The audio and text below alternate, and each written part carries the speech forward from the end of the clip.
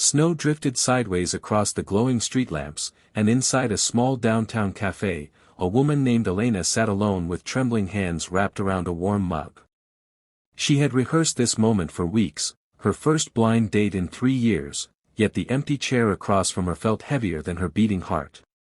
The man had walked in, taken one look at her hearing aids, and with a stiff, uncomfortable smile, claimed he'd forgotten something in his car, before slipping back out into the cold and disappearing completely. The sting of rejection settled deeper than the winter chill outside, a wound sharpened by the festive cheer surrounding her. And just when she thought the night couldn't cut any deeper, 2 identical little girls, not more than 7, walked toward her table with gentle footsteps and wide, curious eyes, and raised their hands to sign, "Can we join you? If you believe in kindness, in second chances, and in the power of unexpected moments, please like, comment, share, and subscribe to Grandma Diery. Your support helps these stories reach more hearts." Elena blinked rapidly, unsure whether the girls were truly talking to her or simply playing. But the way they smiled, soft, steady, and understanding, made something fragile in her chest loosen. She nodded, and the girls pulled out the chairs with careful hands, settling beside her like they had always belonged there. Their presence made the room feel warmer, despite the fact that her blind date had so effortlessly walked out, leaving behind the bitter feeling she had tried so hard to hide. She had spent most of her life adjusting to silence, learning to navigate a world that often forgot she existed. But loneliness, not silence, was what hurt the most tonight. The twins introduced themselves through sign, their small fingers moving confidently and joyfully. Elena watched them with awe. She had rarely seen children who signed so fluently, and the sight stirred something deep, something hopeful. They noticed her sadness almost immediately, pointing gently to her watery eyes. She tried to brush it off, but her smile wavered. Their presence forced her to stay grounded at a moment when all she had wanted was to run outside into the falling snow and let it hide her tears. Instead, she stayed. And little by little, the warmth of the café began to seep back into her heart. The girl's father soon approached, his coat dusted with snow, his expression that of slight panic until he saw them safe at her table.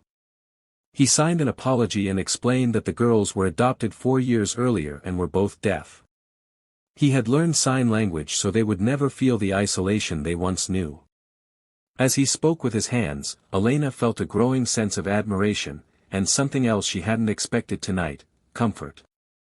The man's name was Daniel, and though she hadn't come here looking for another conversation after the humiliation of her blind date, he sat down at the girl's urging, offering her the quietest, most sincere companionship she had felt in years.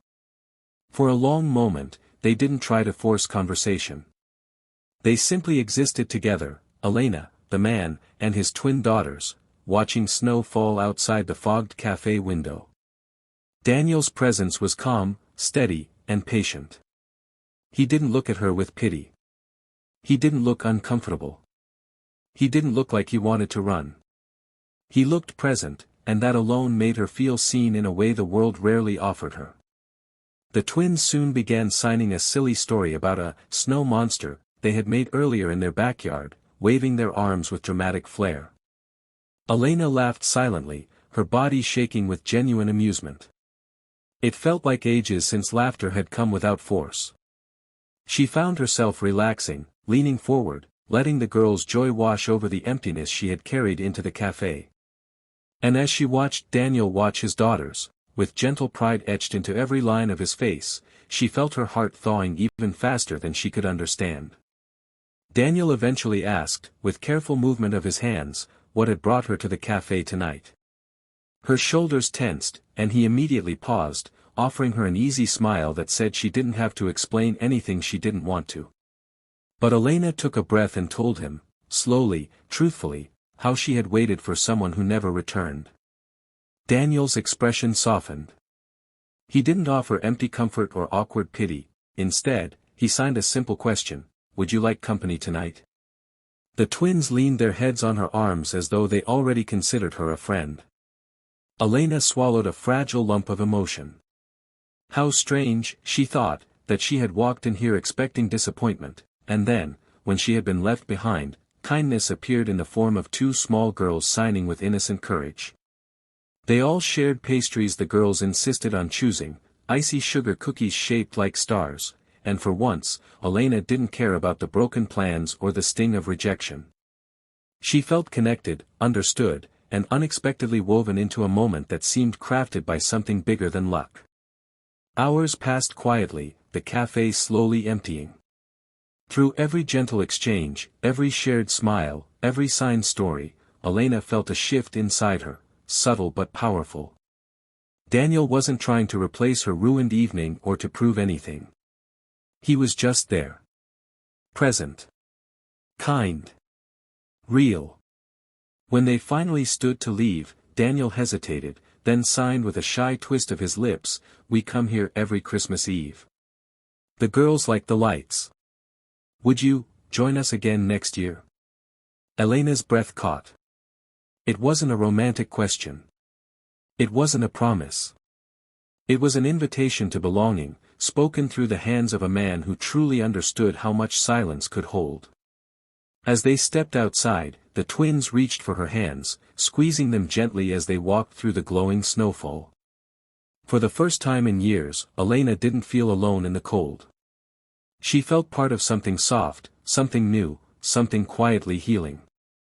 If this story touched your heart, even a little, please like, comment, share, and subscribe to Grandma Diery.